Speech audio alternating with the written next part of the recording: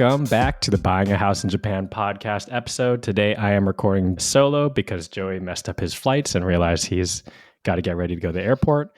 But I'm here alone with a special guest, Matt Guy. Welcome back on the pod. How are you doing, dude? I'm doing well. I'm sitting down on my tatami floor as we're recording this. In your new house? Old house? In my original house. Right on. We recorded our last podcast, I think maybe like 6 months ago. But Matt, for the new listeners here, tell us a little bit about yourself. I've been in and out of Japan for the last 15 years. I've lived here for more than 8 or 9 years. But very early on with my Japan journey, I knew that I'd be moving across to Japan at some point. And that happened about 10 or 15 years later on down the track. It was quite a long search for me to find a property. I managed to settle in after years of studying Japanese, working, study visas, English teacher, all that stuff. And finally ended up in the countryside Japan in my now 2 properties. Okay, so you've increased 100% your property since the last time we saw you. So congratulations. Exactly, yeah. And you're in Myoko, right? Where are you in the world in Japan? I'm in Niigata Prefecture in Myoko City, which is around 2 to 2.5 hours by Shinkansen, the fast train from Tokyo. So it's actually not too far from the big capital. Me and Joey were talking about it. So our Tama house feels like it's 2 hours away from central Tokyo. And then we had talked to you at the party and we had invited you, I think that day of or something like that. You're like, hey, headed out. And I was like, what? Matt's coming? And when I saw you, you're like, yeah, it took me 2.5 hours. I'm like, Joey, what are we doing, dude? And you guys are looking at getting another place there or something's going on with the Tokyo stuff? Yeah, Tokyo house, we have it rented out, which is awesome, but it's just a little bit too far from where we need to go. We find ourselves taking cabs more so now because it's so inconvenient. So Myoko, 2.5 hours to Tokyo. That's great, dude. It's not too bad. It's great for me. Tokyo isn't necessarily where I want to be right now. I tried to transition into the mountains for now. That might change at some point, but for now, I wanted to set myself up on the mountains. It's not inconvenient. I don't need to right now spend too much time in Tokyo. So yeah, it's a good life setup. When you picked Myoko, was there hype around it yet? It's now like the next Niseko, it feels like, but what was it like when you first decided to buy? It wasn't necessarily my main focus at the time of trying to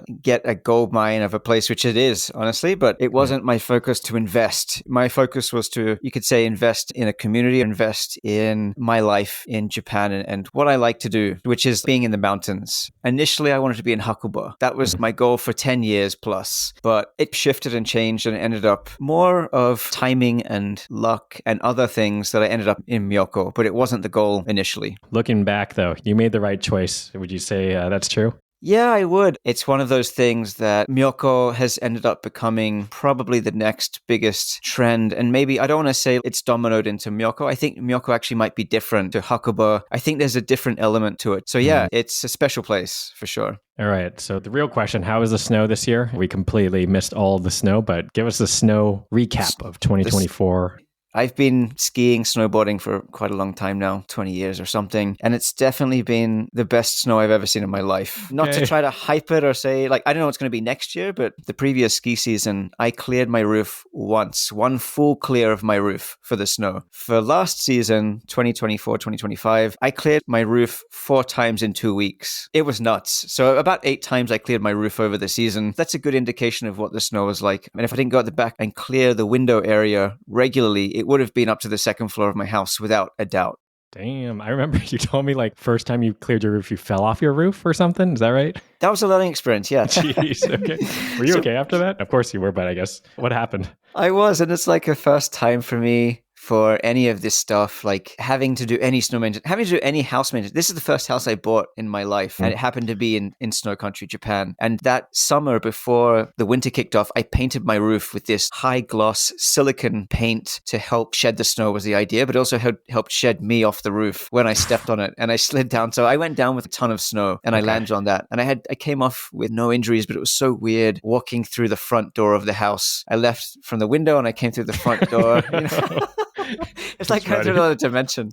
Yeah. I heard that story and I told Joey, I'm never clearing our roof. So this season, we weren't even there, but yeah, we had to get our snow removed from our roof maybe 3 times. That's not too bad, yeah. Damn, we missed it by a year. But Matt, excited to be your neighbor pretty soon. For all the listeners, we bought a $3,500 cheap Akiya, 15-minute walk from you? You could get there in 15 minutes. It's not too far down, a little bit down the hill, really central. We're all very central to Myoko. It's a bit like maybe Myoko's a little bit different where you do need to take a short drive to get to the ski mountain rather than take a chairlift. So we're both like 10 minutes or less from the chairlift. Okay. I'm excited for a 2025, 2026 season. We should have a new build in. Hopefully this next winter, though, we'll be shredding some powder with you.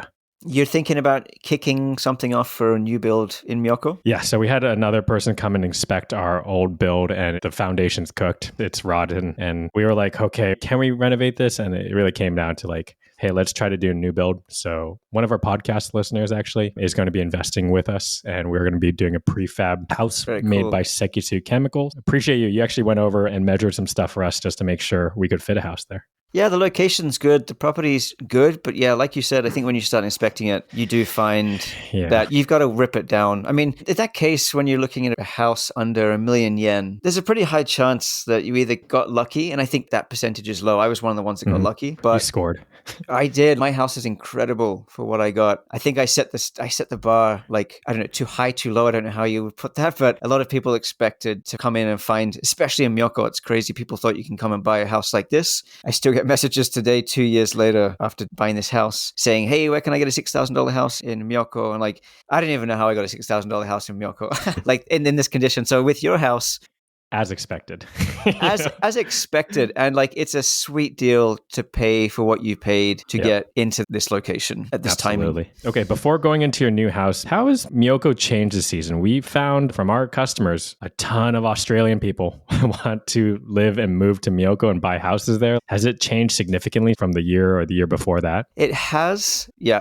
I get the feeling now the whole market has shifted to, in the whole buy a cheap house in Japan, buy a house in Japan. It's normalized in a way where those initial questions 2 years back, people would say, oh, wow, you can buy a house in Japan. Don't you have to be a resident? How can you do it as a foreigner? And so the questions have changed now. People know that stuff a lot more. You probably get the same thing. People aren't asking those questions anymore. Now it's, how can I live there? What's the visa? What's like the finer details? Because I already understand I can get there. Now I've just got to connect the dots and find that cheap house or whatever in Japan. The conversation has changed a bit more to, I know that I can do it. Yep. There's a lot more people that understand that. And I think that means there's a lot more people looking. So what was it like in Myoko this year? So I met a bunch of people who were like, hey, you're Matt Guy. Guess what? We just bought a house. And I was shocked. At least 20 people who came up to me and said, I just bought a house. I just bought a house in Myoko. I didn't even know there's places for sale still in Myoko because it's such a high demand, low supply kind of place. But people are still buying here. And the previous season, restaurants were really struggling up on the mountainside in specifically, it's called Akakura, the ski area, to be able to accommodate all of the tourists who are booking restaurants, making reservations. That has now spread to my area, which is not too far away, but it's a drive away. So this year I look out the window, I go out to my car, and there's just crowds of people searching for food in my area. That didn't happen the year before. So it's definitely growing. Do we make a restaurant, Matt? Let's just say we got all this funding. What restaurant do you think would just kill in Myoko around you? I'm not sure if it would kill, but I'd say what I want is tacos. Okay. Tacos. Okay. I want tacos. There's so much potential. The easy thing to do is to come here to buy a property and make an Airbnb, especially as a foreign investor, someone who wants to start a business in Japan. It's the easiest thing that people see. It's difficult to run a restaurant. The hospitality industry is pretty intense. And when you think you can rent a room for 40,000 yen a night, or you can sell a taco for $10, it's obvious what people are going to choose. I think it's going to continue just like other areas in Japan, Niseko, Hakuba, Nozawa Onsen. There's going to be more accommodation than there is restaurants available. What will the shift be? It might be more luxurious style dining. Yeah. More luxurious style accommodation to price people out. I think that's definitely happened already and changing. There's definitely availability for more businesses beyond Airbnb and accommodation. I've watched most of your YouTube videos at this point. And I know one of the recurring comments is like, Matt, give us a tour of the sushi restaurant near your house. Have you done a video tour of you going to that sushi restaurant yet? The answer is no. And it's pretty interesting, actually. So yeah, there's not really a reason why, but I guess until now, I've lied to myself and tried to give myself privacy. I have no privacy at all because it's my next door neighbor and I live here with my partner. Again, like going back to this year's escalated, I had people come to my house this year taking photos of my house. Really? Not to sound like a celebrity, but people know who I am in this small country. You're a Myoko celebrity for sure. To some extent, people know who I am. So I don't know if you Okay. call that celebrity or people just know who I am, but I could hear people taking photos of my house. If I cleared snow this year, it was pretty common for people to come by and be like, hey, what's happening? I'm like, yo, I've just got to clear a lot of snow. Give me an hour and I'll have a chat with you. But a lot of people, not just internationals, but even Japanese came up to me and said, I'm here to try out the sushi because I've seen it in your videos on YouTube. So I came from Wow. Tokyo today. I took a train and I'm going Wow. back today. Yeah. Okay. I haven't done it yet, but funnily enough, talking about like a restaurant tour with a sushi place, they asked me about 3 weeks back. A lot of people watch my channel and even the locals. I'm scanning out like at the cash register. It's not normal in Japan to have a chat, but people are like, oh, I watch your videos on YouTube. So the sushi guys, they watch my videos as well. And they said, hey, we've been thinking we'd love for you to come over to the sushi restaurant and we want to teach you how to make sushi, put it on Oh, YouTube. cool. It's going to happen at some point. It's on the cards. It's exciting. Okay. I see the comments and I'm always thinking about it too because we walked by that sushi restaurant with you and I was like, I wonder how good it is because it's so close to you. It's incredible. And going into a bit deeper of that conversation I had with the owners of the sushi restaurant, I asked them how they feel about the development and the growth of Myoko. And there's like a 50-50. I think especially as an international, usually you have this protection mode of keep Japan at what it is now. We love the old chairlifts. We love old Japan. And I do too. And I'm protective of that in some ways as well. And try to be aware of like those changes and try to retain the culture in Japan. But in saying all of this, the sushi place surprised me when I asked them, how do you feel about all the development, all of the people coming in to buy in Myoko, international, domestic, whatever it is. And then he just said to me, I grew up here. He's about 60-ish years old. And he said, my father created this sushi restaurant. It's been here for 57 years. Years ago, when I was a kid, I grew up in these streets. But he said, in these streets, so he started pointing around, that land there, that was a hotel. That was a hotel. That was a house. They're just now land. And he said, we used to have geisha walking down the streets here. He said, this was a luxury area when I grew up. He said, it used to be full of Japanese business guys on the weekend that came here. He said, there was a lot of money in this area. So it's already been luxury. It's not a surprise to Myoko. But then back in the 80s and the 90s, it went down like a lot of Japan with the economic fall. So yeah, I'm excited to see how this changes. And the surprising comment to me was, if it wasn't for specifically the internationals, this wouldn't be happening right now. So I'm grateful that they're coming here to make this impact financially. Wow. Interesting to hear that it's going in a cycle. I actually really didn't know Myoko was a luxury spot. Yeah, I didn't know it to that 60 extent. years. You would walk around here and you wouldn't believe geisha would be walking in the streets. Snow here. geisha. Yeah, how cool is that? That's rad. Okay, Matt, I want to talk about this property because I saw you post this. I know you had told us, I think you had told us a couple months ago. I saw the video and I was floored. Tell us about your new property. Where is it? How much do you get it? And I guess to the audience, what kind of condition is it in?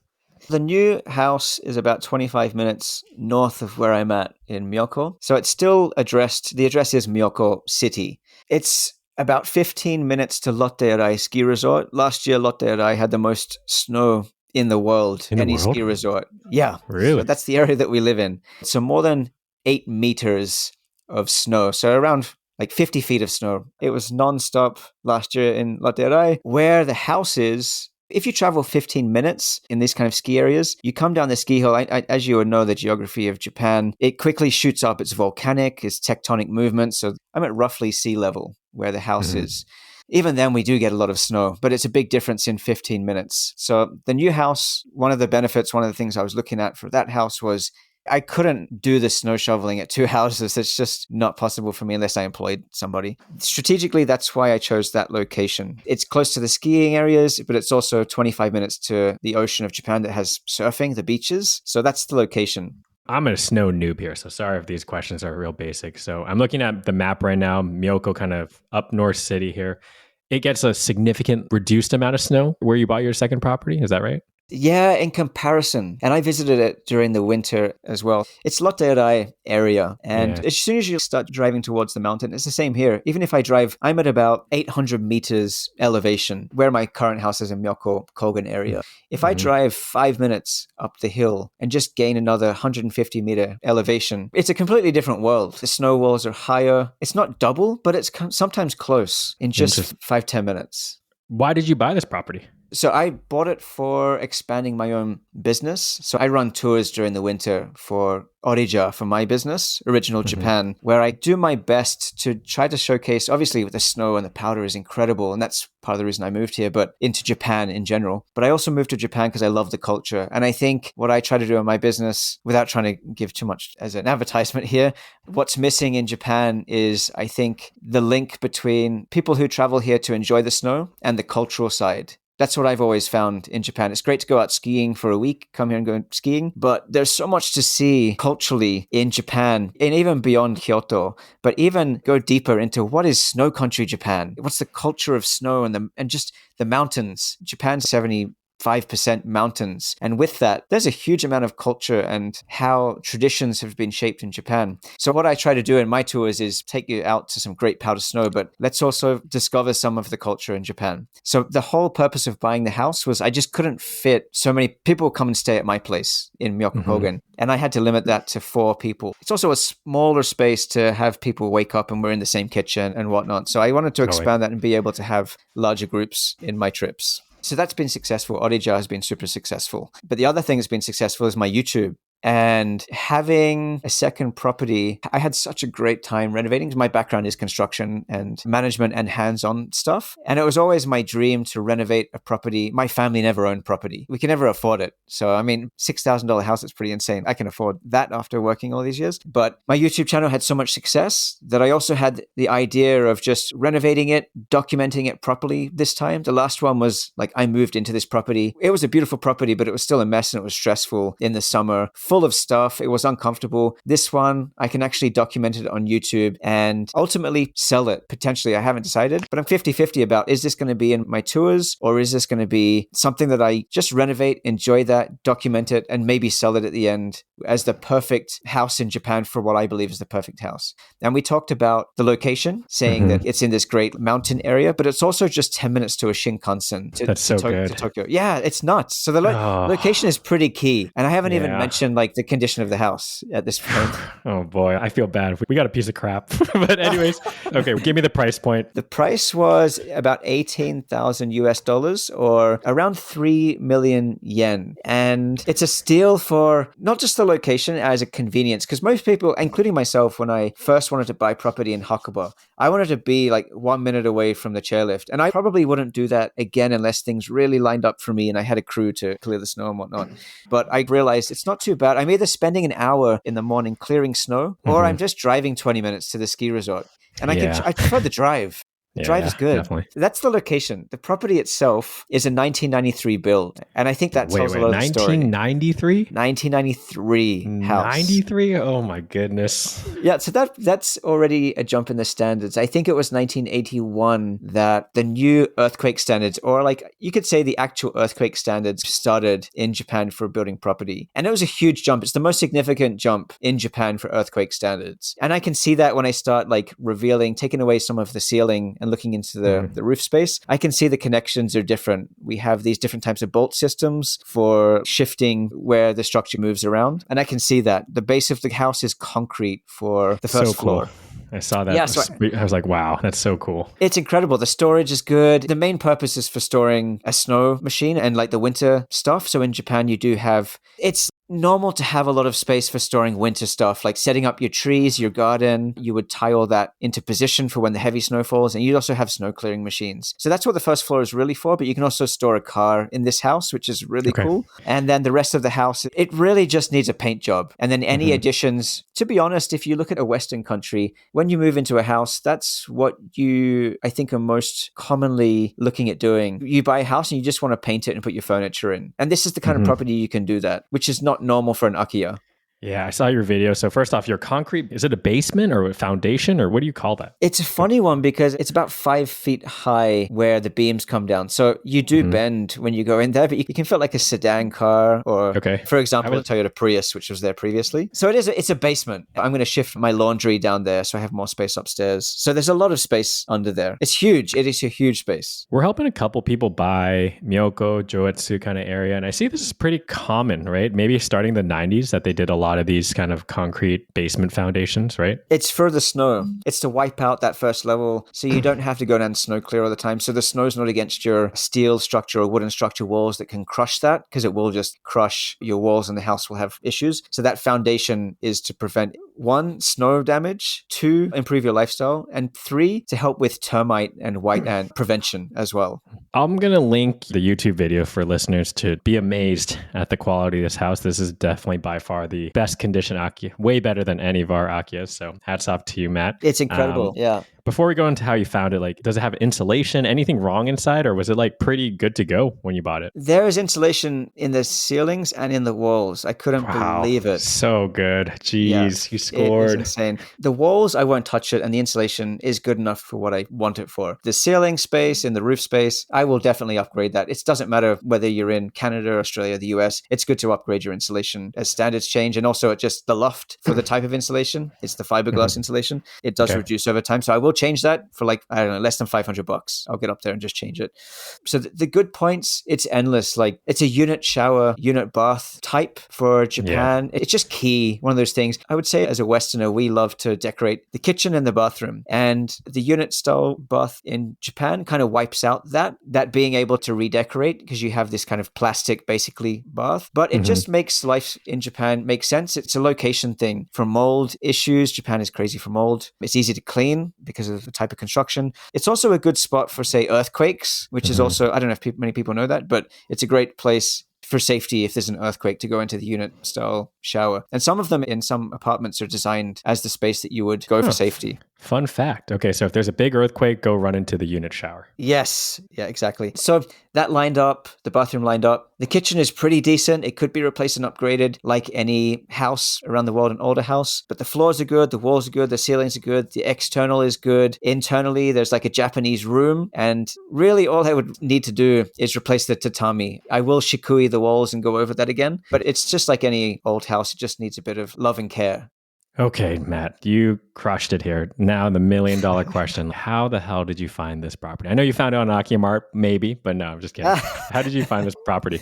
So I wasn't necessarily actively searching just as the winter kind of closed out. I guess because my life revolves around people contacting me as well for property searches. And I do dream of having additional properties for different lifestyle reasons. Basically, I want to go and live at the beach. This one's closer to the beach. So I do keep an eye on property. And for that reason, I do regularly search just as part of my day-to-day life. I'm looking at, yes, like Akiya Mart is a good place because it sources like Sumo, it sources At Home and a bunch of other websites. So it just brings them all together. I think this one came from an At Home listing, which is the second. My other property was At Home as well. I heard that other people were inspecting this. People have messaged me and said, hey, I was looking at that property too, but I didn't buy it. I bought another one. And I don't really understand why they didn't go through with it, because it is incredible for what it is. And I think, again, maybe people have this idea of being closer to the ski resorts. And like, to reinforce my advice for anyone, you just save money firstly, and you save time and you save effort of like maintenance on a property. So it is okay to look further away from the ski resorts. I found it through At Home. I just contacted the agent more or less the day I saw it listed, and the next day had the inspection. The same day I made an offer on the property. The agent was like doing the sales pitch to me in a way, saying, I mean, I already decided at the end of the inspection, and I took a video for that, and that's what you're on my YouTube, but I already decided at the end, I want this property. I've never seen anything like this in this condition, because this was Akiya, and I look at a lot of Akiya, and the condition was good. The location was not just good, the condition was incredible. The location is incredible.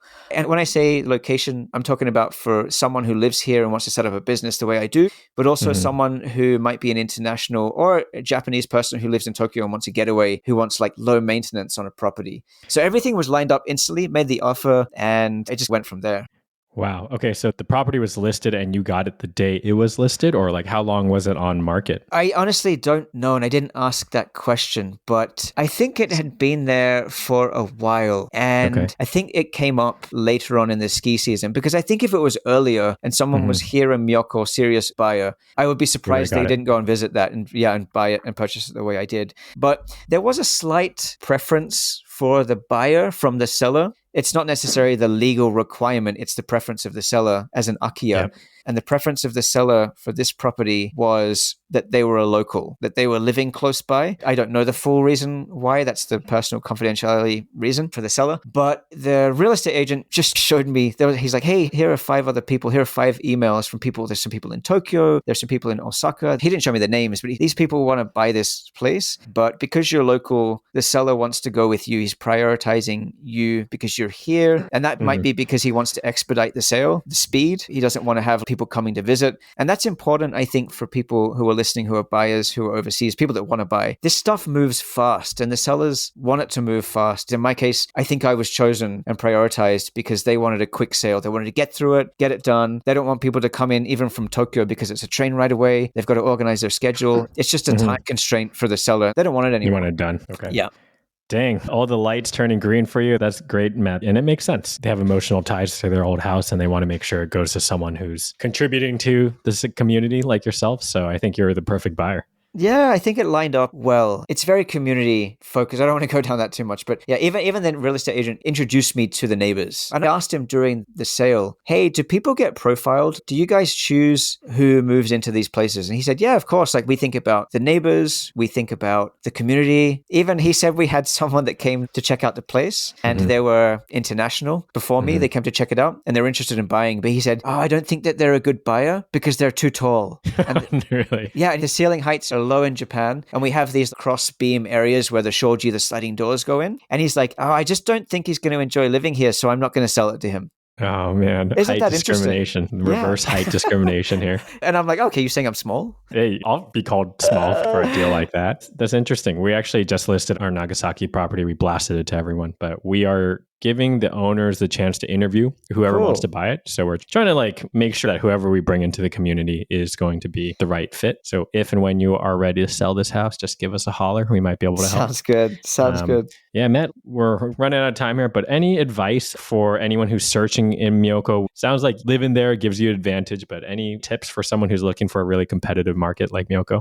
Yeah, I sent 3 emails yesterday to people who want to buy property in Myoko, asking the same thing. Hey, I want to buy a house. And you get an array of people saying, yeah, I'm okay to spend money. Or you get people saying, how do I get a $6,000 house just like yours? And I'll tell you what the challenges are. And the challenges are that the prices are not what people expect anymore. Whatever the price listing is in this kind of radius, and I don't know what that radius is, it's extending and extending, but you could say that the prices have doubled or tripled. And it doesn't even matter if they're doubled or tripled. There's only 1 or 2 houses for sale. So that seller can sell it for whatever the hell they want it to sell it for. They can ask for whatever, and this week they can list it for $1 million, and next week they don't get it, they can just halve the price. People are testing the market right now. That's a challenge. The pricing is a challenge. I don't want to just talk about the buyer and the seller as well, but locally for people that live here, that's going to change things because if you're fishing with $1 million price tag on your property and that sells, that changes everything. Now other people are not going to list it below a certain price threshold. Is it negative or is it positive or is it neutral? It's all of the above. It's going to change things good and bad. And like I said, the sushi guy next door, he might be really happy about that. And then there's other people in town that are not so happy about that. Second thing, timing. If a property comes up for sale, I think there's 1 or 2 listed right now that's in the mainstream listings. There's other ones that are in more private listings, I think. For timing, if something appears and it's reasonable, like market value, it will sell within a couple of days. It's going to be listed. Someone's going to hear about it and it's going to be sold almost instantly. I had an email yesterday of someone saying, yeah, if you can help find a property in Myoko, and then once you find it, let us know the condition, do the inspection, I'll arrange a flight and during my next days off. There's no time. There's no time. You just got to buy it. You have to just buy it instantly. You guys did that with your property. I think you guys bought it with sight unseen and you have no time. That's the next part of the challenge. That urgency has really picked up so much since we've joined the space, maybe just a year or 2 years ago. As you said at the beginning of this podcast, people are not asking the basic FAQs anymore. They know they can buy a house in Japan. I think this is really, really good advice. I'm looking at Akiya Mart right now, Myoko Kogen. There's only this one really beat up building for $70,000. So Matt, holy crap, you got a deal. If you find any other deals, just saying, Joey and I are over here. We're selling our Nagasaki property. We might have some capital to toss around. But no, actually, we should buy a surf shack together. And that's one of my sounds good. next dreams. Okay. Sounds good. Let's Kochi Prefecture, I'm thinking. I like Shimanto Kochi area. is good. Yeah, that's okay. nice. Let's brainstorm on that a little bit more. But Matt, thank you so much for being on the pod today. Where can people find you if they don't already know you? Where can people contact you? I think for this crew of people, if you're looking for property, check out my website to start with, which is just my name, mattguy.net. And I think that points you in the direction of the stuff that I do, the services that I do. Check out my YouTube channel, and it's im.mattguy. I'm Matt Guy. And I think that's a bit more focused on my DIY, my regular day-to-day life in countryside Japan. I do give a lot of tips and advice on there, how to buy a house in Japan, what my steps were, and everything else that's related to property. Heck yeah. Cool, Matt. Thank you so much, and see you soon. Thanks for listening to this week's episode of Buying a House in Japan. If you find the show helpful, or at least entertaining, give us a 5-star rating. Takes 5 seconds and really goes a long way. If you or someone you know is looking for a Japanese home, check out akiyamart.com, our English-friendly site that lets you browse over 500,000 listings. That's akiya-mart.com to find your dream home in Japan. If you've got questions or feedback, drop us a line. Email contact@akiyamart.com. You can also find us on Instagram as well as TikTok, where we post properties, tips on the home buying process, and updates on our own purchases and renovations. Thanks again for listening, and we'll see you next week.